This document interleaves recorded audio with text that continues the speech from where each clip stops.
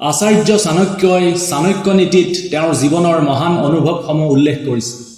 চাণক্য নীতিত আচাৰ্য চাণক্যই জীৱনটো সুন্দৰভাৱে চলাবলৈ কিছুমান নীতি উল্লেখ কৰিছে। আচাৰ্য চাণক্যৰ নীতিসমূহৰ ভিতৰত তেওঁ উল্লেখ কৰিছে যে মানুহে এই চাৰিটা কথা কেতিয়াও কাৰো ওচৰত ক'ব নালাগে। অৰ্থাৎ এই চাৰিটা কথা যদি আপুনি কাৰোবাৰ ওচৰত কয় তেতিয়াহ'লে আপোনাৰ ভয়ংকৰ বিপদ হ'ব পাৰে। এই চাৰিটা কথা কিনো আহক জানিবলৈ চেষ্টা কৰোঁ। ১ নম্বৰ কথা, আমি আমাৰ লগত হোৱা অপমানৰ কথা কেতিয়াও কাৰো আগত ক'ব নালাগে।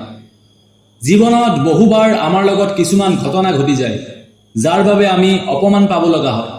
আপুনিও যদি জীৱনত কেতিয়াবা অপমান পাইছে তেনেহ'লে তাক সদায় গোপনে ৰাখক, কাৰো আগত প্ৰকাশ নকৰিব। আপুনি যদি আপোনাৰ লগত হোৱা অপমানৰ কথা বেলেগৰ আগত কয় তেতিয়া বেলেগ মানুহে আপোনাক সান্তনা নিদিয়ে, তাৰ সলনি আপোনাক হাঁহিবহে আৰু আপোনাৰ কথা বেলেগৰ ওচৰত আলোচনা কৰিব। কাৰণ আজিকালি বেছি সংখ্যক মানুহেই বেলেগক কেনেকৈ অপমান কৰোঁ বা কেনেকৈ তল পেলাওঁ তাৰে সুযোগ বিচাৰি থাকে। গতিকে কোনো কথাতে আনক সুযোগ নিদিব, নিজৰ কিছুমান কথা গোপনে ৰাখক। ২ নম্বৰ কথা, চাণক্যৰ নীতিমতে নিজৰ ঘৰৰ কথা বাহিৰৰ মানুহৰ আগত কেতিয়াও ক'ব নালাগে। আনকি নিজৰ সম্বন্ধীয় বা বিশ্বাসী মানুহৰ আগতো কেতিয়াও ক'ব নালাগে। মানুহৰ বিশ্বাস ভাঙোতে বেছি সময় নালাগে। বেছি সংখ্যক ঘৰত দেখা যায় যে ঘৰৰ মানুহৰ মাজত অশান্তি ঘৰৰ বাহিৰৰ মানুহেই বেছিকৈ লগায়। অৰ্থাৎ যেতিয়া আমি নিজৰ ঘৰৰ কথা বাহিৰৰ মানুহৰ আগত কওঁ তেতিয়া বাহিৰা মানুহে সুবিধা ল'বলৈ লয় আৰু ঘৰৰ সৰু ডাঙৰ সকলো কথা গম পাই যায়, যাৰ ফলত তেওঁলোকে আলোচনা বা চক্ৰান্ত কৰিবলৈ ধৰে, যাৰ ফলত ঘৰত অশান্তি বা ঘৰৰ সন্মান হানি হয়। এনেও আজিকালি কিছুমান মানুহে বেলেগৰ ঘৰৰ কথা বা বেলেগৰ লাইফৰ বিষয়ে বেছিকৈ খুচৰি ভাল পায়, আলোচনা কৰি ভাল পায়। গতিকে নিজৰ ঘৰৰ সৰু ডাঙৰ যি কথাই নহওক কিয় বাহিৰা মানুহক ভুলতো নক'ব।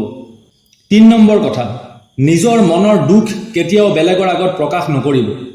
আমি কিছুমান সৰু সৰু সমস্যা বা দুখৰ কথা বাহিৰা মানুহক কৈ ভাল পাওঁ, কিন্তু এইটো কৰাটো উচিত নহয়। আজিকালি মানুহৰ ইমান সময় নাই যে আপোনাৰ দুখৰ কথা শুনিব। হয়তো আপোনাৰ মুখৰ আগত বাধ্যত পৰি শুনিব, আপোনাক হয়তো সান্তনাও দিব, কিন্তু পিছ মুহূৰ্ততে বেলেগৰ আগত আপোনাক ঠাট্টা কৰিব, আপোনাৰ কথা লৈ আলোচনা কৰিব, আপোনাক হাঁহিব। যদি ক'বই লগা আছে তেনেহ'লে এনেকুৱা মানুহৰ আগত কওক যাৰ ওপৰত আপোনাৰ সম্পূৰ্ণ বিশ্বাস আছে, যি আপোনাক সঁচা অৰ্থত ভাল পায়। যাকে তাকে যদি আপুনি নিজৰ দুখ আৰু সমস্যাৰ কথাবিলাক কৈ থাকে আপোনাৰেই লোকচান হ'ব। দুখ কমাৰ সলনি বাঢ়িবহে আপোনাৰ। গতিকে বেলেগক নিজৰ দুখ সমস্যাৰ কথাবিলাক কোৱাৰ সলনি নিজে চেষ্টা কৰক তাক সমাধা কৰিব। ৪ নম্বৰ কথা, ধনৰ হানি। কেতিয়াবা দিন বেয়া থাকিলে, বিজনেছত লছ হ'লে বা বিভিন্ন কাৰণত আমাৰ ধনৰ হানি হয় আৰু এই কথা আপুনি ভুলতো বেলেগ মানুহক কৈ নুফুৰিব যে আপোনাৰ ধনৰ হানি হৈছে বা আপোনাৰ বৰ্তমান টকা নাই। কাৰণ আপুনি যদি মানুহক কৈ ফুৰে যে আপোনাৰ টকা নাই বা আপোনাৰ টকা লোকচান হৈছে, বৰ্তমান আপোনাৰ অৱস্থা বেয়া, তেনে ক্ষেত্ৰত কোনো মানুহে আপোনাক সহায় কৰিবলৈ আগবাঢ়ি নাহিব। কাৰণ আজিৰ দুনিয়াত কোনো মানুহে টকা নথকা মানুহক সহায় কৰিব নিবিচাৰে। গতিকে যেতিয়াই আপোনাৰ এনেকুৱা চিটুৱেশ্যন হয় তেতিয়া এই কথা যিমান পাৰে গোপনে ৰাখক আৰু এই পৰিস্থিতিৰ পৰা ওলাবলৈ চেষ্টা কৰি থাকক। কাৰণ সকলো কথা বাহিৰা মানুহক কৈ ফুৰিলেই সকলো ঠিক হৈ নাযায়, আপুনি নিজেই চেষ্টা কৰিব লাগিব।